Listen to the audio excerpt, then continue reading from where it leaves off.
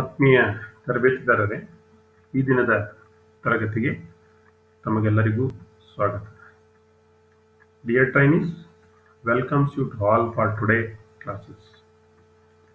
ತರಬೇತಿದಾರರೇ, ಈ ಇಂದಿನ ತರಗತಿಯಲ್ಲಿ safety, health and environment guidelines and amendments of factories act 1948 ಇದಕ್ಕೆ ಸಂಬಂಧಪಟ್ಟ ಹಾಗೆ ವಿಷಯವನ್ನು ತಿಳ್ಕೊಂಡಿದ್ದೀವಿ. Today we will discuss another topic, that is artwork and confined space work.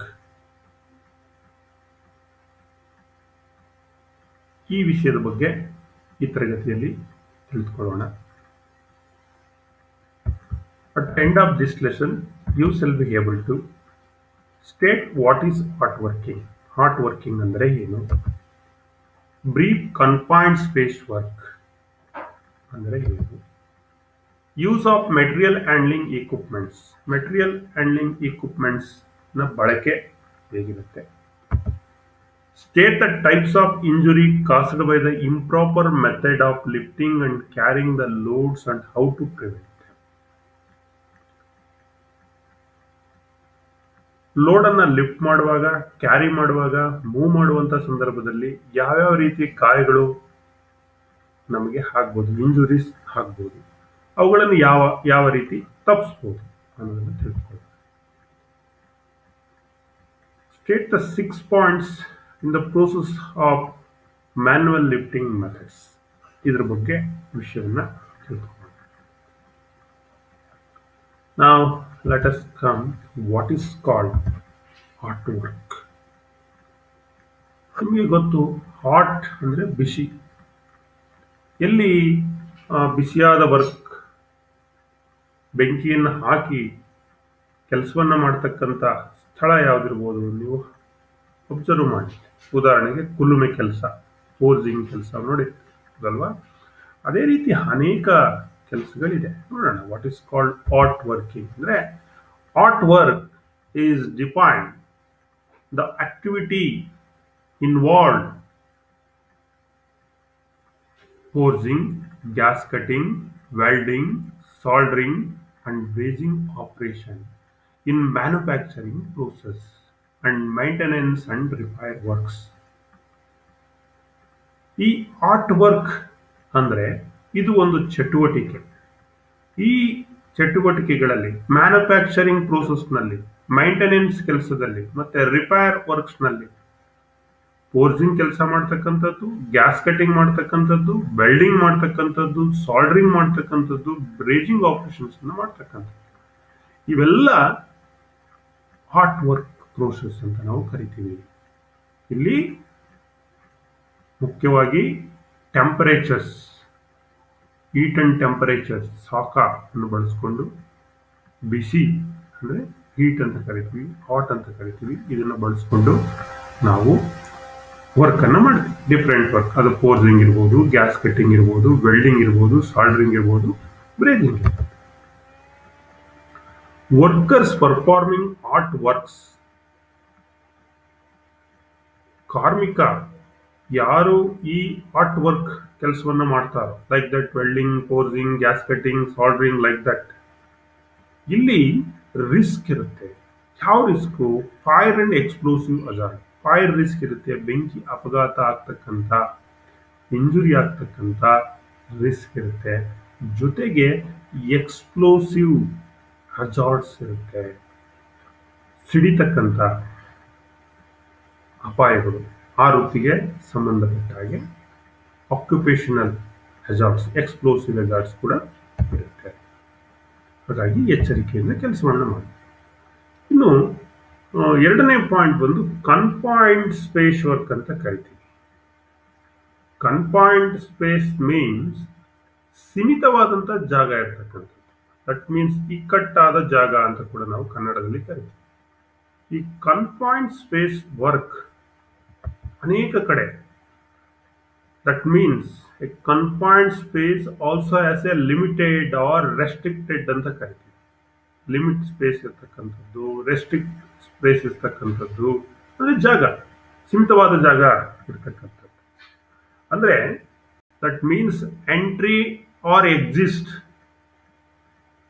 Is restricted, is limited, is confined ಅಂತ ನಾವು is design for continuous occupancy. ನೀವು ಕೆಲಸವನ್ನು ಮಾಡುವಂತಹ ಸಂದರ್ಭದಲ್ಲಿ ಎಲ್ಲಿ ಕೆಲಸವನ್ನು ಮಾಡ್ತೀರೋ ಅಲ್ಲಿ ಎಂಟ್ರಿ ಅಥವಾ ಎಕ್ಸಿಸ್ಟ್ ಏನಿದೆ, ಒಳಗೋಗೋದು ಹೊರಗೆ ಬರ್ತಕ್ಕಂಥದ್ದು, ಅಲ್ಲಿ ಕೆಲಸ ಮಾಡ್ತಕ್ಕಂಥದ್ದು ಸ್ಥಳದಲ್ಲಿ ಲಿಮಿಟೆಡ್ ಅಂಡ್ ರೆಸ್ಟ್ರಿಕ್ಟೆಡ್ ಸ್ಪೇಸ್ ಇರುತ್ತೆ. ಯಾವ ಸ್ಥಳಗಳಿರ್ಬೋದು ಅಂದರೆ ಲೈಕ್ ಟ್ಯಾಂಕ್ಸ್, ವೆಜಲ್ಸ್, ಸ್ಟೋರೇಜ್ ಬಿನ್ಸ್ ಇರ್ಬೋದು, ಹಾಪರ್ಸ್ ಇರ್ಬೋದು, ಪಿಟ್ಸ್ ಹೊಂಡಗಳು, ಗುಂಡಿಗಳಿರ್ಬೋದು, ಮ್ಯಾನ್ ಹೋಲ್ಸ್ ಇರ್ಬೋದು, ಟನಲ್ಸ್ ಇರ್ಬೋದು, ಸುರಂಗ ಇರ್ಬೋದು, ಇನ್ನು ಇಕ್ವಿಪ್ಮೆಂಟ್ ಹೌಸಿಂಗ್ಸ್ ಇರ್ಬೋದು, ಡಕ್ಟ್ ವರ್ಕ್ ಇರ್ಬೋದು, ಪೈಪ್ಲೈನ್ಸ್ ಇರ್ಬೋದು. These are all the examples of confined space work. So 2 point ಆಯಿತು. 3ನೇ ಪಾಯಿಂಟ್ ಬಂದು ಮೆಟೀರಿಯಲ್ ಹ್ಯಾಂಡ್ಲಿಂಗ್ ಎಕ್ವಿಪ್ಮೆಂಟ್ಸ್ ಅಂತ ನಾವು ಕರಿತೀವಿ. ಮೆಟೀರಿಯಲ್ ಹ್ಯಾಂಡ್ಲಿಂಗ್ ಅಂದರೆ ಮ್ಯಾನುಫ್ಯಾಕ್ಚರಿಂಗ್ ಪ್ರೋಸೆಸ್ನಲ್ಲಿ, ಕೈಗಾರಿಕೆಗಳಲ್ಲಿ ಒಂದು ವಸ್ತುವನ್ನು ಒಂದು ಕಡೆಯಿಂದ ಮತ್ತೊಂದು ಕಡೆಗೆ ಏನು ಮಾಡಬೇಕಾಗುತ್ತೆ, ನಾವು ಸಾಗಾಟವನ್ನು ಮಾಡಬೇಕಾಗುತ್ತೆ. ಸೊ ಅದನ್ನು ನಾವು ಮೆಟೀರಿಯಲ್ ಹ್ಯಾಂಡ್ಲಿಂಗ್ ಅಂತ ಕರಿತೀವಿ. ಆ ಮೆಟೀರಿಯಲ್ ಹ್ಯಾಂಡಲ್ ಮಾಡಲಿಕ್ಕೆ ಕೆಲವು ಇಕ್ವಿಪ್ಮೆಂಟ್ಸ್ ಅನ್ನು ಬಳಸ್ತೀವಿ. Material handling equipment is A mechanical equipment. ಏನು ಮೆಟೀರಿಯಲ್ ಹ್ಯಾಂಡ್ಲಿಂಗ್ ಇಕ್ವಿಪ್ಮೆಂಟ್ ಅನ್ನು ನಾವು ಬಳಸ್ತೀವಿ, ಇದು ಒಂದು mechanical equipment. It is used for the movement and storage of goods and products.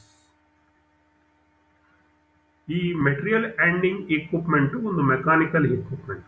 ಈ ಮೆಟೀರಿಯಲ್ ಹ್ಯಾಂಡ್ಲಿಂಗ್ ಇಕ್ವಿಪ್ಮೆಂಟ್ ಅನ್ನ ಮೆಟೀರಿಯಲ್ಸ್ ಅನ್ನ, ದಟ್ ಮೀನ್ಸ್ ಗೂಡ್ಸ್ ಅನ್ನ, ಪ್ರಾಡಕ್ಟ್ಸ್ ಅನ್ನ ಸ್ಟೋರ್ ಮಾಡಲಿಕ್ಕೆ, ಒಂದ್ ಕಡೆಯಿಂದ ಒಂದ್ ಕಡೆ ಮೂವ್ ಮಾಡಲಿಕ್ಕೆ, ಲೋಡ್ ಮಾಡಲಿಕ್ಕೆ, ಅನ್ಲೋಡ್ ಮಾಡಲಿಕ್ಕೆ, ಡಿಸ್ಟ್ರಿಬ್ಯೂಷನ್ಸ್ ಮಾಡಲಿಕ್ಕೆ, ಡಿಸ್ಪೋಸಲ್ ಮಾಡಲಿಕ್ಕೆ ನಾವು ಬಳಸ್ತೀವಿ. ಅರ್ಥ ಆಯ್ತಾ?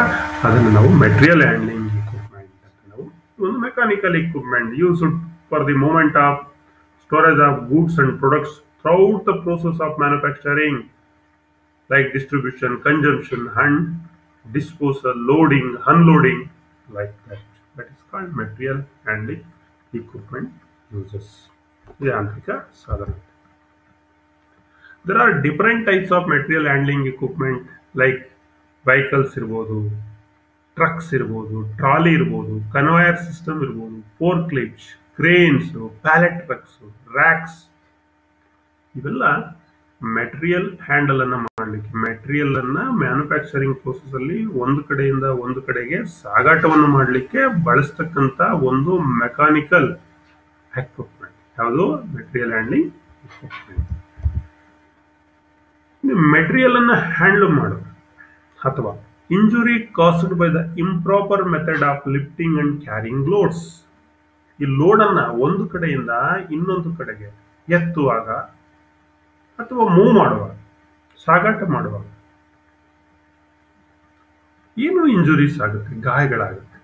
ಇಂಪ್ರಾಪರ್ ಅಂದ್ರೆ ಸರಿಯಾದ ರೀತಿಯಲ್ಲಿ ನಾವು ಭಾರವನ್ನ ಅಥವಾ ವಸ್ತುವನ್ನ ಒಂದು ಕಡೆಯಿಂದ ಮತ್ತೊಂದು ಕಡೆಗೆ ಸಾಗಾಟವನ್ನು ಮಾಡುವಂತಹ ಸಂದರ್ಭದಲ್ಲಿ ಅನೇಕ ರೀತಿಯ ತಪ್ಪು ಮೆಥಡ್ ಇಂದ ಏನಾದರೂ ನಾವು ಸಾಗಾಟ ಮಾಡಿದ್ರೆ ಇಂಜುರೀಸ್ ಆಗುತ್ತೆ. ಅದನ್ನು ನೋಡ್ತಾ ಹೋಗೋಣ. Many of the accidents reported involve injuries caused by lifting and carrying loads. ಸಾಮಾನ್ಯವಾಗಿ ಅನೇಕ ಅಪಘಾತಗಳು ಕಂಡುಬರೋದು ಎಂಥ ಸಂದರ್ಭದಲ್ಲಿ ಅಂದರೆ ಲೋಡ್ ಅನ್ನ ಲಿಫ್ಟ್ ಮಾಡೋಕ್ಕೆ ಮತ್ತೆ ಕ್ಯಾರಿ ಮಾಡುವಂತ ಸಂದರ್ಭದಲ್ಲಿ ಕಾರಣಗಳು. Injuries caused by lifting and carrying loads. For example, an electrician may need to install motors, lay heavy cables, do wirings, which may involve a lot of lifting and carrying of loads. If wrong lifting techniques can result in injury.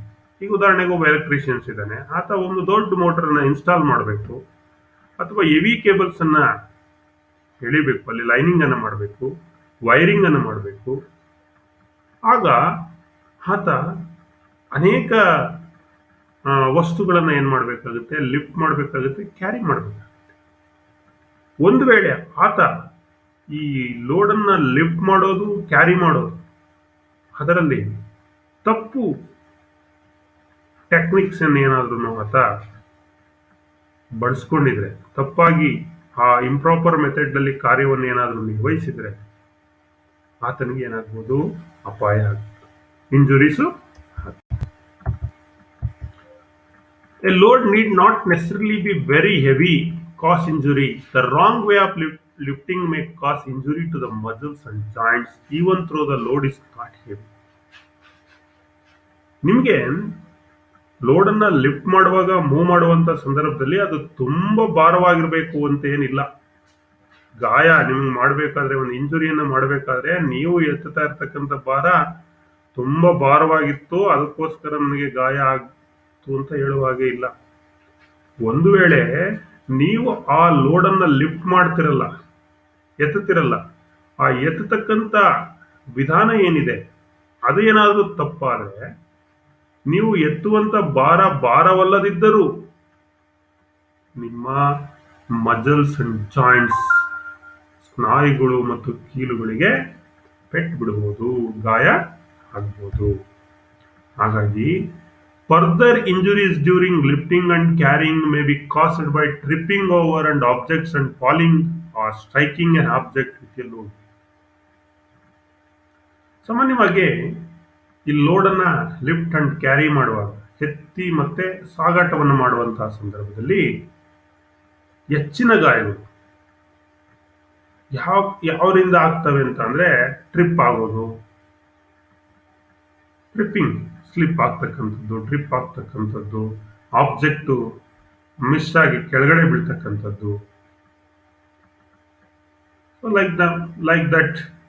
ಕೆಲವು ಸಂದರ್ಭದಲ್ಲಿ striking an object with a load, ಒಂದು ಭಾರ ಇನ್ನೊಂದಕ್ಕೆ ಹೋಗಿ touch ಆಗ್ತಕ್ಕಂಥದ್ದು, ಇವುಗಳಿಂದಲೂ ಕೂಡ ಗಾಯಗಳು ಸಂಭವಿಸಬಹುದು. ಇನ್ನು ಯಾವ್ಯಾವ ರೀತಿ ಇಂಜುರೀಸ್ ಆಗುತ್ತೆ, ದಟ್ ಮೀನ್ ಗಾಯಗಳು, ಅವುಗಳನ್ನು ಯಾವ ರೀತಿ, ಹೇಗೆ ತಪ್ಪಿಸ್ಬೋದು? Types of injury, how to prevent. Types of ಇಂಜುರಿಲಿ ನಂಬರ್ 1 ಏನಾಗುತ್ತೆ ಸಾಮಾನ್ಯವಾಗಿ ಅಂದ್ರೆ, ಕಟ್ ಅಂಡ್ ಅಬ್ರೆಷನ್ ಅಂತ ಕರಿತೀವಿ. Cut and abrasions. ಇಲ್ಲಿ cut and abrasions are caused by rough surface and jagged edges. ಕೈ ಕಟ್ಟಾಗಿದೆ, ಕಿತ್ತೋಗಿದೆ, ಅಬ್ರೆಷನ್ ಆಗಿದೆ, ಉಜ್ಬಿಟ್ಟಿದೆ, ಇಲ್ಲಿ ಚರ್ಮ ಎಲ್ಲ ಹಿಡ್ಕೊಂಡು ಬಂದ್ಬಿಟ್ಟಿದೆ, ಕೈ ಕಟ್ಟಾಗೋಗಿದೆ. ಕಾರಣ ಏನು? ರಫ್ ಸರ್ಫೇಸ್, ಜಾಗ್ಡ್ ಸರ್ಫೇಸ್, ಜಾಗ್ಡ್ ಎಡ್ಜಸ್ ಅಂದ್ರೆ ಸರ್ಫೇಸ್, ಮೇಲಿನ ಸರ್ಫೇಸ್ ಏನಿದೆ ತುಂಬಾ ರಫ್ ಇದೆ, ಮತ್ತೆ ಜಾಗ್ಡ್ ಎಡ್ಜಸ್ ಇದೆ, ಹಚ್ಚ ತರ ಆಗಿದೆ, ಕಟ್ ಸಾರ್ಪ್ ಎಡ್ಜಸ್. ಅದರಿಂದ ಏನಾಗ್ತಾ ಇದೆ, ನಮಗೆ ಗಾಯಗಳಾಗ್ತಾ ಇದೆ, ಕಟ್ಟು ಮತ್ತೆ ಅಬ್ರೆಷನ್ಸ್ ಆಗ್ತಾ ಇದೆ. ಕೆಲವು ಕಟ್ ಅಂಡ್ ಅಬ್ರೆಷನ್ಸ್ ಮತ್ತೆ ಯಾಕಾಗುತ್ತೆ ಅಂದ್ರೆ, by splinters and sharp or pointed projection. ಅಂದ್ರೆ ವಿಭಜಕಗಳನ್ನು ಕೊಟ್ಟಿರ್ತಾನೆ, ಹಲ್ಲೆ ಸ್ಪ್ಲಿಂಟರ್ಸ್ ಅಂತ ನಾವು ಕರಿತೀವಿ, ಮತ್ತೆ ಶಾರ್ಪ್ ಅಥವಾ ಪಾಯಿಂಟೆಡ್ ಪ್ರೊಜೆಕ್ಷನ್ಸ್ ಇರುತ್ತೆ. ಮೊಳೆ ರೀತಿಯಲ್ಲಿ, ಶಾರ್ಪ್ ಎಡ್ಜಸ್ ರೀತಿಯಲ್ಲಿ ಏನಿರುತ್ತೆ, ಪ್ರೊಜೆಕ್ಷನ್ಸ್ ಇರುತ್ತೆ. ಅದರಿಂದ ಕೂಡ ನಮಗೆ ಕಟ್ ಆಗ್ಬೋದು, ಅಬ್ರೆಷನ್ಸ್ ಆಗ್ಬೋದು. ಲೈಕ್ ದಟ್ ನೋಡಿ, ಇಲ್ಲಿ ಶಾರ್ಪ್ ಮತ್ತೆ ಸರ್ಫೇಸ್, ರಫ್ ಸರ್ಫೇಸ್ ಇದೆ, ಜಾಗ್ಡ್ ಸರ್ಫೇಸ್ ಇದೆ. ಇಲ್ಲಿ ಎಳಿಲಿಕ್ಕೆ ಹೋದಾಗ, ಅದನ್ನು ಎತ್ತಲಿಕ್ಕೆ ಹೋದಾಗ ನಮ್ಗೇನಾಗ್ಬೋದು, ಕಟ್ ಆಗ್ಬೋದು, ಇಂಜುರಿ ಆಗ್ಬೋದು, ಅಬ್ರೆಷನ್ಸು ಆಗ್ಬೋದು. ಹಾಗಾಗಿ ಇದನ್ನ ತಪ್ಪಿಸ್ಕೊಳ್ಳಿಕ್ಕೆ ಯಾವ ರೀತಿ ಪ್ರಿವೆಂಟ್ ಮಾಡೋದು ಅಂತ ಹೇಳಿ ನಾನು, ಈ ಕಟ್ ಅಂಡ್ ಅಬ್ರೆಷನ್ಸ್ ತಪ್ಪಿಸ್ಕೊಳ್ಬೇಕಾದ್ರೆ leather and gloves will usually be the sufficient for protection. ಇದರಿಂದ ನಾವು ರಕ್ಷಣೆಯನ್ನು ಪಡ್ಕೊಳ್ಳಿಕ್ಕೆ ಕೈಗೆ ಏನಾಗಬೇಕು, ಗ್ಲೌಸ್ ಅನ್ನ, ಕವಚವನ್ನು ಹಾಕೊಂಡು ಕೆಲಸ ಮಾಡೋದ್ರಿಂದ, ಲೆದರ್ ಅಂಡ್ ಗ್ಲೌಸ್ ಅನ್ನು ಯೂಸ್ ಮಾಡೋದ್ರಿಂದ ಕಟ್ಸ್ ಅಂಡ್ ಅಬ್ರೆಷನ್ಸ್ ಇಂದ ನಾವು ಪಾರಾಗಬಹುದು. ಇನ್ನು crushing of feet R hands. ಕೆಲವು ಸಂದರ್ಭದಲ್ಲಿ ನಿಮ್ಮ ಫೀಟ್, ಕಾಲು ಮತ್ತು ಕೈ ಏನಾಗೋಗುತ್ತೆ, ಸಿಗಾಕೊಂಡ್ಬಿಡುತ್ತೆ, ಬಾರದ ಕೆಳಗಡೆ ಕ್ರಸ್ ಆಗೋಗುತ್ತೆ, ನಜ್ ನಜ್ಜದು ಎರಡು ಎರಡರ ಮಧ್ಯೆ ಸಿಗಾಕೊಳ್ತಕ್ಕಂಥದ್ದು. ಅದು ಒಂದು ಸಾಧ್ಯತೆ, ಅದನ್ನು ಕೂಡ ಪ್ರಿವೆಂಟ್ ಮಾಡಿ. Feet or hands should be so positioned that they will not be trapped by the load. Timber wedges can be used when rising and lowering heavy loads to ensure the fingers and hands are not caught and crushed. ಈಗ ಯಾವುದೋ ಒಂದು ಭಾರವನ್ನು ಎತ್ತುತ್ತಾ ಇರ್ತೀರಿ ಭಾರವನ್ನು. ಈ ಭಾರ ಎತ್ತುತ್ತಾ ಇದ್ದಾಗ ಇದೇನಾರ slip ಆಗಿ ಬಿದ್ಬಿಟ್ರೆ ಅಲ್ಲಿ ನಿಮ್ಮ ಕಾಲು ಅಥವಾ ಕೈ ಅಥವಾ ಬೆರಳು ಏನಾರ ಇದ್ರೆ ನಜ್ಜು ಹೋಗ್ಬಿಡುತ್ತೆ. ಅಂತ ಸಂದರ್ಭದಲ್ಲಿ ಏನ್ ಮಾಡಬೇಕು, ಅಲ್ಲಿಗೆ ನಾವು ಒಂದು ಮರದ ಬೆಣೆಯನ್ನ ಕೊಡೋದು, ವೆಡ್ಜ್ ಅನ್ನ ಕೊಟ್ಕೊಂಡು ಅದನ್ನ ಅಲ್ಲಿ ಜಾಗವನ್ನ ಮಾಡಿಕೊಂಡು ಕ್ರೋಬಾರೋ ಮತ್ತೊಂದು ಹಾಕೊಂಡು ಲಿಫ್ಟ್ ಅನ್ನ ಮಾಡೋದ್ರಿಂದ ನಾವು ಇದರಿಂದ ಹೊರಗಡೆ ಕ್ರಸ್ ಆಗೋದ್ರಿಂದ ಫೀಟ್ ಮತ್ತೆ ಹ್ಯಾಂಡ್ಸ್. ಮತ್ತೆ ಸೇಫ್ಟಿ ಶೂಸ್ ಅನ್ನ ಹಾಕೊಳ್ತೀವಿ ಕಾಲ್ ಮೇಲೆ. ಏನಾದ್ರೂ ಫಾಲಿಂಗ್ ಆಬ್ಜೆಕ್ಟ್ಸ್ ಇದ್ರೆ ಅದರಿಂದ ರಕ್ಷಣೆಯನ್ನ ಪಡ್ಕೊಳ್ಳಿಕ್ಕೆ safety shoes or gum shoes ಅನ್ನು ನಾವು ಯೂಸ್ ಮಾಡ್ತೀವಿ. ಅದರಲ್ಲಿ ಸ್ಟೀಲ್ ಟಾಯ್ ಕ್ಯಾಪ್ಸ್ ಇರುತ್ತೆ. ಮುಂದೆ ನೋಡಿ ಇಲ್ಲಿ ಕಾಣಿಸ್ತಾ ಇದೆ ಚಿತ್ರದಲ್ಲಿ, ಸ್ಟೀಲ್ ಟಾಯ್ ಕ್ಯಾಪ್ ಮುಂದ್ಗಡೆ ಬೆರಳ ಹತ್ರ, ಇದನ್ನ ಇಂಡಸ್ಟ್ರಿಯಲ್ ಬೂಟ್ಸ್ ಅಂತ ಕರಿತೀವಿ. ಇದರಿಂದ ಏನೇ ಭಾರವಾಗಿರ್ತಕ್ಕಂಥ ಫಾಲಿಂಗ್ ಆಬ್ಜೆಕ್ಟ್ ನಮ್ಮ ಕಾಲ ಮೇಲೆ ಬಿದ್ದರೂ ಕೂಡ ನಮ್ಮ ಫೀಟ್ ಅನ್ನ ಏನ್ ಮಾಡುತ್ತೆ, ಅದು ಪ್ರೊಟೆಕ್ಟ್ ಮಾಡುತ್ತೆ, ಕ್ರಸ್ ಆಗೋದನ್ನ ಅವಾಯ್ಡ್ ಮಾಡುತ್ತೆ. ಇನ್ನು strain to muscles and joints, ನಮ್ಮ ಸ್ನಾಯುಗಳಿಗೆ, ಮಾಂಸಖಂಡಗಳಿಗೆ ಮತ್ತೆ ಮೂಳೆಗಳಿಗೆ, ಸಂದುಗಳಿಗೆ, ಜಾಯಿಂಟ್ಸ್ ಅಂತ ಕರಿತೀವಿ, ಇಲ್ಲಿಗೆ ತುಂಬಾ ಸ್ಟ್ರೈನ್ ಆಗ್ತಕ್ಕಂಥದ್ದು, ಒತ್ತಡ ಜಾಸ್ತಿ, ಸ್ಟ್ರೆಸ್ ಸ್ಟ್ರೈನ್ಸ್ ಅಂತ ನಾವು ಕರಿತೀವಿ. So strain to muscle and joints may results, ಯಾವಾಗ ನಮ್ಮ ಮಾಂಸಖಂಡಗಳಿಗೆ ಅಥವಾ ಜಾಯಿಂಟ್ಸ್ಗಳಿಗೆ ತುಂಬಾ ಸ್ಟ್ರೈನ್ ಆಗಿದೆಯೋ ಅವಾಗ ಏನಾಗುತ್ತೆ, lifting a load which is too heavy or lifting incorrectly. ಯಾವಾಗ ನಮಗೆ ಜಾಸ್ತಿ ಸ್ಟ್ರೈನ್ ಆಗ್ತಾ ಇದೆ ಮಜಲ್ಸ್ ಮತ್ತೆ ಜಾಯಿಂಟ್ಸ್ಗೆ ಅಂದ್ರೆ ತುಂಬಾ ಹೆವಿ ಇರ್ತಕ್ಕಂಥ ಲೋಡ್ ಅನ್ನು ಲಿಫ್ಟ್ ಮಾಡುವಾಗ, ಮತ್ತೆ ಲಿಫ್ಟ್ ಮಾಡ್ತಕ್ಕಂಥ ಮೆಥಡ್ ಇನ್ಕರೆಕ್ಟ್ ಇದೆ, ಸರಿ ಇಲ್ಲದೆ ಇದ್ರೆ. ಜೊತೆಗೆ ಮಸಲ್ಸ್ ಅಂಡ್ ಜಾಯಿಂಟ್ಸ್ ಗೆ ಸ್ಟ್ರೈನ್ ಆಗ್ತಕ್ಕಂಥದ್ದು ಎರಡನೇ point. Sudden and awkward movement such as twisting or jerking during a lift can put a severe strain on muscles.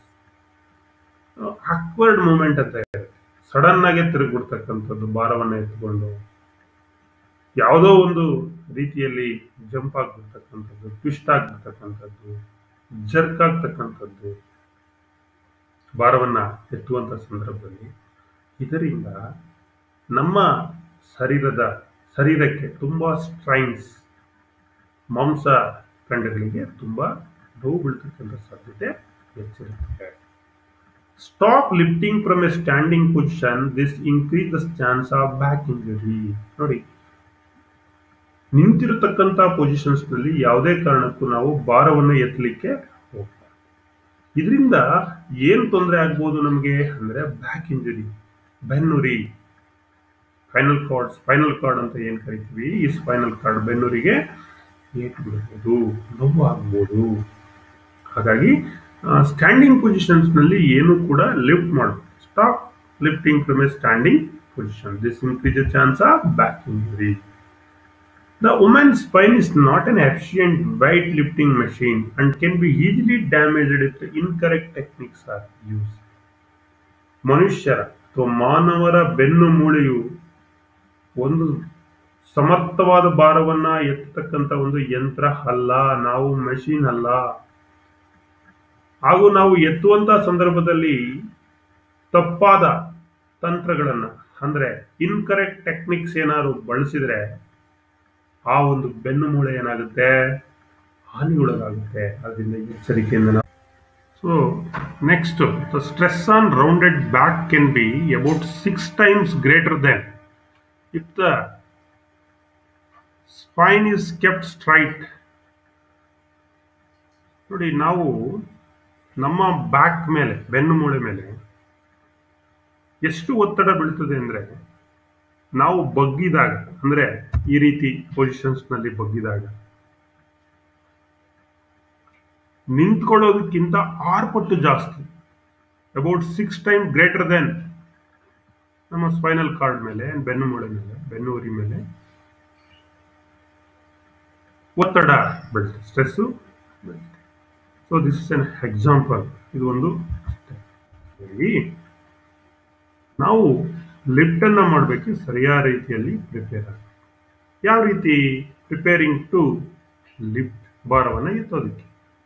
Before lifting or handling any load, ask you the following questions.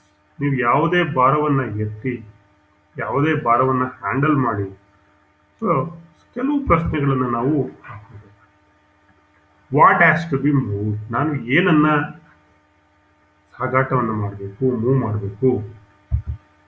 Wear from and where to, ಎಲ್ಲಿಂದ ಎಲ್ಲಿಗೆ, ಈ ಒಂದು ಪ್ರಶ್ನೆ ಇರಬೇಕು. Will assistance B required, ಅದಕ್ಕೆ ನಮ್ಗೆ ಏನಾದರೂ ಸಹಾಯ ಬೇಕೇ.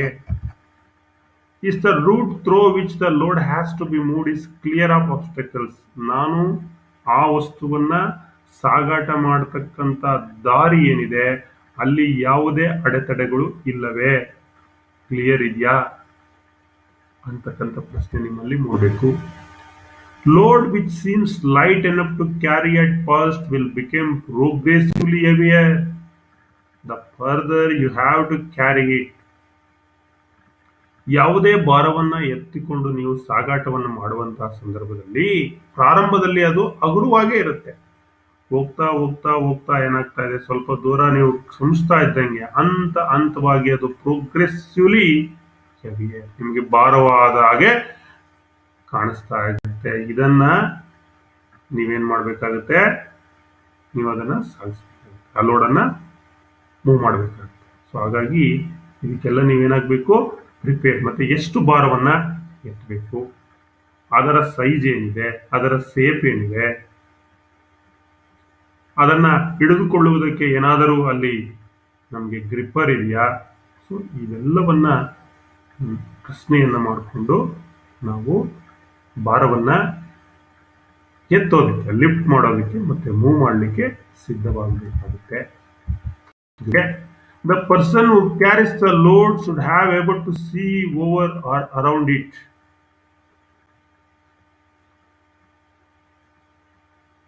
ಸೊ ಆ ಯಾರು ವ್ಯಕ್ತಿ ಆ ಲೋಡನ್ನ ಕ್ಯಾರಿ ಮಾಡ್ತಾರೋ ಆ ವ್ಯಕ್ತಿ ಆ ಲೋಡನ್ನ ಸರಿಯಾದ ರೀತಿಯಲ್ಲಿ ಗಮನಿಸಬೇಕು. ಅದರ ಸುತ್ತ ಮುತ್ತ ಏನ್ ಮಾಡಬೇಕಾಗುತ್ತೆ, ನಾವು ಅದನ್ನ ಲಿಫ್ಟ್ ಮಾಡುವಂತ ಸಂದರ್ಭದಲ್ಲಿ ಗಮನಿಸಬೇಕಾಗುತ್ತೆ. The weight that a person can lift will vary, ನೋಡಿ, ಒಂದು ಪರ್ಸನ್ ಇಂದ ಇನ್ನೊಂದು ಪರ್ಸನ್ಸ್ಗೆ ಈ ಭಾರವನ್ನ ಎತ್ತಕ್ಕಂಥದ್ದು, ಮೂವ್ ಮಾಡ್ತಕ್ಕಂಥದ್ದು ಬೇರೆ ಆಗುತ್ತೆ. ಪರ್ಸನ್ ಟು ಪರ್ಸನ್ಸ್ ಭಾರ ಅದು ಯಾವ ರೀತಿ, according to the age factor ಅಂತ ಕರಿತೀವಿ. ಈಗ ವಯಸ್ಸಾಗಿರೋರಿಗೆ ಜಾಸ್ತಿ ಭಾರ ಎತ್ತಲಿಕ್ಕೆ ಆಗಲ್ಲ. ಅದೇ ರೀತಿ ಫಿಸಿಕ್, ದೈಹಿಕ ಸ್ಥಿತಿ, ಅವನ ಎಷ್ಟು ಸಾಮರ್ಥ್ಯ ಇದೆ, ಮತ್ತೆ ಅದನ್ನ conditions it is also important for lifting weight and moving weight. So what makes an object difficult to carry load? Weight is not only the factor which makes difficult to lift and carry. ನೋಡಿ, ಇಲ್ಲಿ ಹೇಳ್ತಾ ಇದ್ದೀವಿ, ವಸ್ತುವನ್ನು ಎತ್ತುವ ಮತ್ತು ಸಾಗಿಸಲು ಕಷ್ಟವಾಗುವುದು ಯಾವುದು? What makes an object difficult to lift and carry. Weight is not only the factor which makes difficult to lift and carry. ನೋಡಿ, ಇಲ್ಲಿ ಭಾರ ಒಂದೇ ಇಲ್ಲಿ ರೀಸನ್ ಆಗೋಲ್ಲ, ಕಾರಣ ಆಗಲ್ಲ, ಒಂದು ಅಂಶ ಆಗಲ್ಲ. ನೀವು ಭಾರವನ್ನು ಲಿಫ್ಟ್ ಮಾಡಿ ಎತ್ತೋದಕ್ಕೆ ಮತ್ತೆ ಸಾಗಾಟ ಮಾಡಲಿಕ್ಕೆ, ಕ್ಯಾರಿ ಮಾಡಲಿಕ್ಕೆ. The size and shape can make an object awkward handle. ನೋಡಿ, weight is not only the factor, ಬರೀ ಭಾರ ಅಷ್ಟೇ ಪ್ರಮುಖವಾದ ಅಂಶ ಅಲ್ಲ ಒಂದು ವಸ್ತುವನ್ನ ಲಿಫ್ಟ್ ಮಾಡಲಿಕ್ಕೆ ಮತ್ತೆ ಕ್ಯಾರಿ ಮಾಡಲಿಕ್ಕೆ. ಜೊತೆಗೆ ಸೈಜ್ ಅಂಡ್ ಸೇಪ್ ಅದು ಕೂಡ important. The size and shape can make an object awkward to handle. ತುಂಬಾ ಹೆವಿ ಬೇರೆ ಬೇರೆ ದಪ್ಪ ಇದೆ, ಸೇಪ್ ಆಕ್ವರ್ಡ್ ಇದೆ ಅಂದಾಗ್ಲೂ ಕೂಡ ನಮಗೆ ಅದನ್ನ ಹ್ಯಾಂಡಲ್ ಮಾಡೋದು ಕಷ್ಟ ಆಗ್ಬೋದು. Load high require the arms to be extended in the front of the body, place most strain on the back and stomach. ಸಾಮಾನ್ಯವಾಗಿ ಹೆಚ್ಚಿನ ಭಾರ ಲೋಡ್ಗಳಿಗೆ ಅಂದ್ರೆ ಲೋಡನ್ನ ಲಿಫ್ಟ್ ಮಾಡುವಂತ ಸಂದರ್ಭದಲ್ಲಿ ಕೈಯನ್ನ ಮುಂದೆ ನೀಡಿ ಇಟ್ಕೊಳ್ಬೇಕಾಗುತ್ತೆ, ದೇಹದ ಮುಂದೆ ತೋಳುಗಳನ್ನ ವಿಸ್ತರಿಸ್ತಕ್ಕಂಥದ್ದು. That means require the arms to be extended in front of the body. ಅಂತ ಸಂದರ್ಭದಲ್ಲಿ ಯಾವಾಗ ನೀವು ಕೈಯಿಂದ ಮುಂದೆಗಡೆಯಿಂದ ಹೀಗೆ ನೀಡಿ ಕೈ ಭಾರವನ್ನ ಹಿಡಿತೀರೋ ಅಂತ ಸಂದರ್ಭದಲ್ಲಿ ನಿಮ್ಮ ಹಿಂಭಾಗ ಬ್ಯಾಕ್ ಮತ್ತೆ ಹೊಟ್ಟೆಯ ಮೇಲೆ ಹೆಚ್ಚಿನ ಒತ್ತಡವನ್ನ ನೀವು ಇದೇ ಡಿಫಿಕಲ್ಟಿ. ರೈಟ್ ಒಂದೇ ಫ್ಯಾಕ್ಟರ್ ಅಲ್ಲ, ಸೈಜು ಸೇಫು ಅಕ್ವರ್ಡ್ ಪೊಸಿಷನ್ಸ್ ಇದ್ರು ಹ್ಯಾಂಡಲ್ ಮಾಡೋದು ಕಷ್ಟ. ಹೆಚ್ಚಿನ ಸಾಮಾನ್ಯವಾಗಿ ಲೋಡನ್ನ ಕ್ಯಾರಿ ಮಾಡುವಾಗ ಕೈಗಳನ್ನ ಮುಂದೆ ಚಾಚಿ ನಾವು ಇಟ್ಕೊಳ್ಳುವಂತ ಸಂದರ್ಭ ಬಂದಾಗ ನಮ್ಮ ಬ್ಯಾಕ್, ಬೆನ್ಮೂಳೆ ಮತ್ತು ಹೊಟ್ಟೆಯ ಮೇಲೆ ಹೆಚ್ಚಿನ ಒತ್ತಡ ಬೀಳ್ತಕ್ಕಂಥ ಸಾಧ್ಯತೆ ಹೆಚ್ಚಿದೆ. The absence of hand holds or natural handling points can make it difficult to raise and carry the object. So hand holds ಅಂತ ಕರಿತೀವಿ. ಯಾವ್ದಾದ್ರು ವಸ್ತುವನ್ನ ಇಟ್ಕೊಳ್ಬೇಕಾದ್ರೆ ಕೈಗೆ ಈಸಿಯಾಗಿ ನಮ್ಗೆ ಏನಾದ್ರೂ ಗ್ರಿಪ್ಪಿಂಗ್ ಸಿಗ್ಬೇಕು ಅಥವಾ ನ್ಯಾಚುರಲ್ ಹ್ಯಾಂಡ್ಲಿಂಗ್ ಪಾಯಿಂಟ್ಸ್ ಇರ್ಬೇಕಲ್ಲಿ ಏನಾದ್ರು ಇಟ್ಕೊಳ್ಳಿಕ್ಕೆ. ಅದೇನು ಇಲ್ಲ ಅಂತ ಅಂದಾಗ ನಮ್ಗೆ ಏನಾಗುತ್ತೆ, ವಸ್ತುವನ್ನ ರೈಸ್ ಮಾಡೋದು ಕ್ಯಾರಿ ಮಾಡೋದು ಡಿಫಿಕಲ್ಟ್ ಆಗೋದು. ಹಾಗಾಗಿ the absence of hand holds or natural handling points can make it difficult. ಎಲ್ಲಿ ಹ್ಯಾಂಡ್ ಹೋಲ್ಡ್ಸ್ ಇರಲ್ವೋ, ನ್ಯಾಚುರಲ್ ಹ್ಯಾಂಡ್ಲಿಂಗ್ ಪಾಯಿಂಟ್ಸ್ ಇರಲ್ವೋ ಅಂತ ಸಂದರ್ಭದಲ್ಲಿ ಲೋಡನ್ನ ಲಿಫ್ಟ್ ಮಾಡೋದು ಕ್ಯಾರಿ ಮಾಡೋದು it makes correct manual lifting techniques ಏನಿದೆ, ಮ್ಯಾನ್ಯುವಲ್ ಲಿಫ್ಟಿಂಗ್ ಟೆಕ್ನಿಕ್ಸ್ ಅಂತ ಕರಿತೀವಿ. Approach the load squarely facing the direction of travel. ನೀವು ಯಾವ ಲೋಡನ್ನ ಲಿಫ್ಟ್ ಮಾಡ್ತಾ ಇರ್ತೀರೋ, ಮೂವ್ ಮಾಡ್ತಾ ಇರ್ತೀರೋ, ಅದನ್ನ ಯಾವ ರೀತಿ ಅಪ್ರೋಚ್ ಆಗಿರ್ಬೇಕು ನೀವು ಅಂದ್ರೆ ಸ್ಕ್ವೇರ್ ಆಗಿ. ಅದು ಲೋಡು ನಿಮ್ಮ ಮುಖಕ್ಕೆ ಸ್ಕ್ವೇರ್ ಆಗಿರ್ಬೇಕು, ನಿಮ್ಮ ಬಾಡಿಗೆ.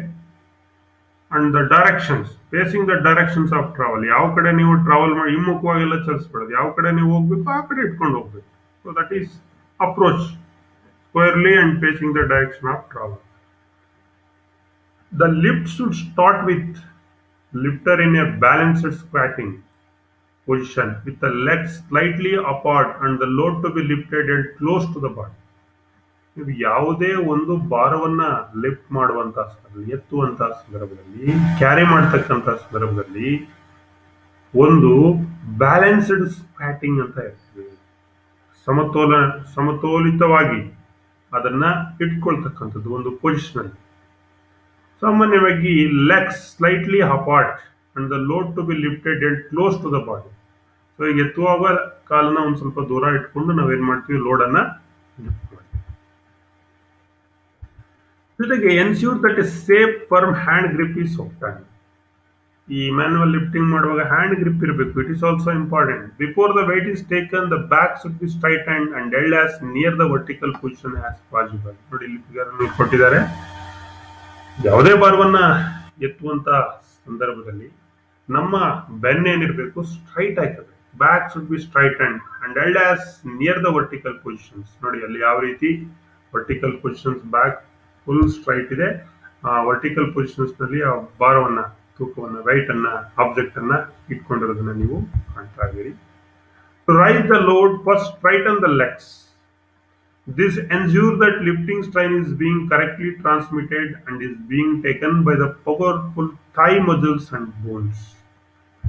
ಇಲ್ಲಿ ನೆಕ್ಸ್ಟ್ ಲೋಡ್ ಅನ್ನ ನೀವು ಮೇಲಕ್ಕೆ ಎತ್ತುವಂತಹ ಸಂದರ್ಭದಲ್ಲಿ ನಿಮ್ಮ ಲೆಗ್ ಅನ್ನ, ಕಾಲನ್ನ, ಬಾಡಿಯನ್ನ ಬಗ್ಸೋದಕ್ಕಿಂತ ಮೊದಲು ನಿಮ್ಮ ಕಾಲನ್ನ ಏನ್ ಮಾಡ್ಬೇಕಾಗುತ್ತೆ, ಸ್ಟ್ರೈಟ್ ಅನ್ನ ಮಾಡ್ಬೇಕಾಗುತ್ತೆ. ದಿಸ್ ಎನ್ಶ್ಯೂರ್ ದಟ್, ಇದರಿಂದ ನಮ್ಗೆ ಏನು ಲಾಭ ಅಂದ್ರೆ lifting strain is being correctly transmitted. Lifting ಮಾಡುವಂತ ಸಂದರ್ಭದಲ್ಲಿ ಏನ್ ಸ್ಟ್ರೈನ್ ಆಗ್ತಾ ಇತ್ತು ನಮ್ಗೆ, ದಿಸ್ ಸ್ಟ್ರೈನ್ ಏನಾಗುತ್ತೆ, ಟ್ರಾನ್ಸ್ಮಿಟ್ ಆಗುತ್ತೆ. ಎಲ್ಲಿಗೆ? ಥೈ, ನಮ್ಮ ತೊಡೆಗೆ ಟ್ರಾನ್ಸ್ಮಿಟ್ ಆಗುತ್ತೆ, ಮತ್ತೆ ಮಜಲ್ಸ್ ಮತ್ತೆ ಬೋನ್ಸ್ಗೆ ಟ್ರಾನ್ಸ್ಮಿಟ್ ಆಗುತ್ತೆ. ಈಸಿಯಾಗಿ ನಾವು ಲೋಡನ್ನ ಲಿಫ್ಟ್ ಮಾಡಬಹುದು. Look directly ahead, not down at the load, while straightening up and keep the back straight. This will ensure a smooth, natural movement without jerking or straining. ನೋಡಿ, ಯಾವಾಗ್ಲೂ ಲೋಡನ್ನ ಎತ್ತುವಂತ ಸಂದರ್ಭದಲ್ಲಿ ಕೆಳಗೆ ನೋಡಬಾರ್ದು, ಮುಂದೆ ನೋಡ್ಬೇಕು. ಲುಕ್ ಡೈರೆಕ್ಟ್ಲಿ ಹೈಡ್, ಮುಂದೆ ನೋಡ್ಬೇಕು, ನಾಟ್ ಡೌನ್. ಮತ್ತೆ ಸ್ಟ್ರೈಟ್ನಿಂಗ್, ನೆಟ್ಗೆ ನೀವು ಏನ್ ಮಾಡಬೇಕು, ನಿಂತ್ಕೊಳ್ಬೇಕು. ನಿಮ್ಮ ಬ್ಯಾಕ್, ಬೆನ್ ಏನಿರಬೇಕು, ಸ್ಟ್ರೈಟ್ ಆಗಿರ್ಬೇಕು. ಈ ರೀತಿ ಇದ್ದಾಗ ನೀವು ಭಾರವನ್ನ ಎತ್ತಕ್ಕಂಥದ್ದು, ಲಿಫ್ಟ್ ಮಾಡ್ತಕ್ಕಂಥದ್ದು ಮತ್ತೆ ಕ್ಯಾರಿ ಮಾಡ್ತಕ್ಕಂಥದ್ದು ನ್ಯಾಚುರಲ್ ಮೂವ್ಮೆಂಟ್ ಇರುತ್ತೆ. ಜರ್ಕಿಂಗ್ ಇರಲ್ಲ, ಸ್ಟ್ರೈನಿಂಗು ಇರಲ್ಲ. To complete the lift, raise the upper part of the body to the vertical position. When a load is near to an individual's maximum lifting capacity, it will be necessary to lean back on the hips slightly. ನೋಡಿ, ನೀವು lift ಪೂರ್ತಿ ಈಗ complete ಆಗಿದೆ ಅಂತ ಸಂದರ್ಭ, ಲೋಡನ್ನ ವ್ಯಕ್ತಿಯು ಗರಿಷ್ಠ ಎತ್ತುವ ಸಾಮರ್ಥ್ಯಕ್ಕೆ ಹತ್ತಿರದಲ್ಲಿದ್ದಾಗ ನೇರವಾಗಿಸುವ ಮೊದಲು, ಆ ಲೋಡನ್ನ ಸ್ಟ್ರೈಟ್ ಮಾಡೋದಕ್ಕಿಂತ ಮೊದಲು ನಮ್ಮ ಸೊಂಟದ ಮೇಲೆ ಸ್ವಲ್ಪ ಹಿಂದಕ್ಕೆ ನಾವು ವಾಲೋದು ಅಗತ್ಯ. ಯಾಕೆ ಆ ರೀತಿ ಮಾಡಬೇಕು ಅಂದ್ರೆ, ಕೌಂಟರ್ ಬ್ಯಾಲೆನ್ಸ್ ಮಾಡಬೇಕು, ಸಮತೋಲನವನ್ನು ನಾವು ಕಾಪಾಡ್ಕೊಳ್ಬೇಕಾಗತ್ತೆ. ಬಿಫೋರ್ ಸ್ಟ್ರೈಟಿಂಗ್ ನಾವು ನೆಟ್ಟಿಗೆ ನಿಂತ್ಕೊಳ್ಬೇಕಾದ್ರೆ ಸ್ವಲ್ಪ ಹಿಂದಕ್ಕೆ ವಾಲೋದು ಅಗತ್ಯವಾಗಿರುತ್ತೆ. It is important. Keeping the load well nearer to the body, carry it to the place where it is be set down. When turning, avoid twisting from the waist. Turn the whole body in one movement. So ಲೋಡನ್ನು ನಾವು ಸಾಮಾನ್ಯವಾಗಿ ಶರೀರಕ್ಕೆ ಹಿಂಗೆ ನೋಡಿ tax ಇಟ್ಕೊಂಡಿದ್ದಾರೆ. ಇಲ್ಲಿ ಚಿತ್ರದಲ್ಲಿ ನಿಮಗೆ ಕಾಣಿಸ್ತಾ ಇದೆ. ಅದನ್ನು ಎಲ್ಲಿ ಇಡಬೇಕು ಅಲ್ಲಿಗೆ ನೀವೇನ್ ಮಾಡ್ತೀರಿ, ಅದನ್ನು ಎತ್ಕೊಂಡು ಹೋಗ್ತೀರಿ ನೀವು. Where it is to be set down, carry to the place where it is to set down. When turning, avoid twisting. ನೀವು ಅದನ್ನು ಕ್ಯಾರಿ ಮಾಡುವಾಗ, ನೀವೇನಾದ್ರೂ ತಿರುಗುವಂತಹ ಸಂದರ್ಭದಲ್ಲಿ ಬಂದಾಗ ನಮ್ಮ ಸೊಂಟದಿಂದ ನಾವು ಅದನ್ನು ತಿರುಗೋದನ್ನ ತಪ್ಪಿಸ್ಬೇಕಾಗುತ್ತೆ. Avoid twisting from the waist. Turn the whole body. ಬರೀ ಸೊಂಟವನ್ನು ತಿರುಗಿಸೋದು ತಪ್ಪು. ಪೂರ್ತಿ ನಮ್ಮ ಬಾಡಿಯ, ನಾವು ಇಡೀ ದೇಹವನ್ನ ಒಂದೇ ಚಲನೆಯಲ್ಲಿ ನಾವೇನ್ ಮಾಡಬೇಕಾಗುತ್ತೆ, ತಿರುಗಿಸಬೇಕು. These are all 6 points. Correct manual lifting techniques ನಲ್ಲಿ ಬರ್ತಕ್ಕಂಥ 6 ಮುಖ್ಯವಾದ ಅಂಶಗಳು. ಇನ್ನು ಲೋಡನ್ನು ಇಳಿಸುವಂತ ಸಂದರ್ಭದಲ್ಲಿ, lowering the load, make sure the area's clear of any obstructions. ಲೋಡನ್ನು ಇಳಿಸುವಾಗ ನೋಡಬೇಕು, ಅಲ್ಲಿ ಆ ಏರಿಯಾದಲ್ಲಿ ಯಾವುದೇ ರೀತಿಯಾದಂತಹ ಅಡೆತಡೆಗಳು, ಅಬ್ಸ್ಟ್ರಕ್ಷನ್ಸ್ ಇಲ್ಲ ಅಂತೇಳಿ. Bend the knees to a semi squatting position. ನಿಮ್ಮ ಒಂದು ಅರೆಬಗ್ಗಿರುವ ಸ್ಥಿತಿ ನಿಮ್ಮ ಮಂಡಿಯಲ್ಲಿ. Keep the back and head erect by looking straight ahead. Note down at the load. It may be helpful to rest the elbow on the thighs during the final stage of lowering. ನೋಡಿ, first ಯಾವುದೇ ಅಡೆತಡೆಗಳು ಏನೂ ಇಲ್ಲ ಅಂತ confirm ಮಾಡ್ಕೋಬೇಕು. ತದನಂತರ ಏನ್ ಮಾಡಬೇಕು, ಒಂದು ಸ್ವಲ್ಪ ಮಂಡಿಯನ್ನು ಹಿಂಗೆ ಬಗ್ಗಿಸ್ಬೇಕು. ಅಲ್ಲಿಂದ ನಿಮ್ಮ ಲೋಡನ್ನು ಏನ್ ಮಾಡಬೇಕು, ನಿಧಾನವಾಗಿ ನಿಮ್ಮ ತೊಡೆ ಮೇಲೆ ಬಿಡಿಸ್ಕೊಂಡು ನಂತರ ಫೈನಲ್ ಸ್ಟೇಜ್ ನಲ್ಲಿ ಕೆಳಗಡೆ ಅದನ್ನ ಜಾಸ್ತಿ ಬೆಳೆಸಬೇಕಾಗುತ್ತೆ. This is how to lower the load. ಮಕ್ಕಳೇ, hot working, confined space working ಮತ್ತೆ ಮೆಟೀರಿಯಲ್ ಹ್ಯಾಂಡ್ಲಿಂಗ್ ಇಕ್ವಿಪ್ಮೆಂಟ್, ಮತ್ತೆ what are all the injuries caused while material handling time ನಲ್ಲಿ, ಮತ್ತೆ how to lift the load, how to prepare to lift the load, ಮತ್ತೆ ಯಾವೆಲ್ಲ injuries ಆಗುತ್ತೆ ಅನ್ನೋದನ್ನ ಈ ಒಂದು ತರಗತಿಯಲ್ಲಿ ತಿಳಿಸಿದ್ದೀನಿ. ಇದಕ್ಕೆ ಸಂಬಂಧಪಟ್ಟ ಹಾಗೆ in the examinations point of view, multiple choice questions, choose the correct answer. Which comes under hot working process. Hot working process ಸುಮಾರು ಹೇಳಿದೆ ಈಗ ನಾವು. ಈ 4ರಲ್ಲಿ ಯಾವುದಿದೆ? Filing, forging, sawing, drilling. Which is correct? Full ಮೆಕ್ಯೂಸ್ ಯಾವುದು? Forging. Yes, forging is correct answer. What type of safety shoes will protect the feet in workshop? ನಮ್ಮ ಕಾಲನ್ನ ಫೀಟನ್ನ ರಕ್ಷಣೆ ಮಾಡತಕ್ಕಂಥದ್ದು ಯಾವ ರೀತಿ safety shoes? Leather shoes, canvas shoes, rubber shoes, safety shoes with steel toe caps. So D is the correct answer. ಈ ರೀತಿ ಅಷ್ಟನ್ನು ಕೇಳ್ತಾರೆ ಮಕ್ಕಳೇ. Thanks one and all for hearing ಅಸ್ಟಿಲ್. ಎಲ್ಲರಿಗೂ ಧನ್ಯವಾದಗಳು. ಶುಭವಾಗಲಿ. ಇದಕ್ಕೆ ಸಂಬಂಧಪಟ್ಟಂಥ ಚಾಪ್ಟರ್ ನಿಮಗೆ ಫಸ್ಟ್ ಇಯರ್ ಫಸ್ಟ್ ವೀಕ್ನಲ್ಲಿ ನಿಮಗೆ ಸಿಗುತ್ತೆ. ಮತ್ತು ಇದಕ್ಕೆ ಸಂಬಂಧಪಟ್ಟಂಥ ಅಸೈನ್ಮೆಂಟ್ ಬರ್ಕ್ಸ್ಕಿಲ್.com ಅಲ್ಲಿದೆ. Inter first year assignment book ಮತ್ತು ಆನ್ಲೈನ್ ಮಾಕ್ ಟೆಸ್ಟ್, ಆನ್ಲೈನ್ ಟೆಸ್ಟ್ನ ನೀವು ಕೂಡ ನಿಮಿ ಆನ್ಲೈನ್ ಪೋರ್ಟಲ್ನಲ್ಲಿ ಪ್ರಾಕ್ಟೀಸನ್ನು ಮಾಡ್ಬೋದು. ಅಥವಾ ಹೈಟೈ ಕ್ವಿಜ್ ಅಂತ ಕೂಡ ಒಂದು ಆ್ಯಪ್ ಇದೆ, ಅಲ್ಲಿ ಚಾಪ್ಟರ್ ವೈಸ್ ಇದೆ, ಅಲ್ಲೂ ಕೂಡ ನೀವು ಪ್ರಾಕ್ಟೀಸ್ ಮಾಡ್ಬೋದು. ಧನ್ಯವಾದಗಳು.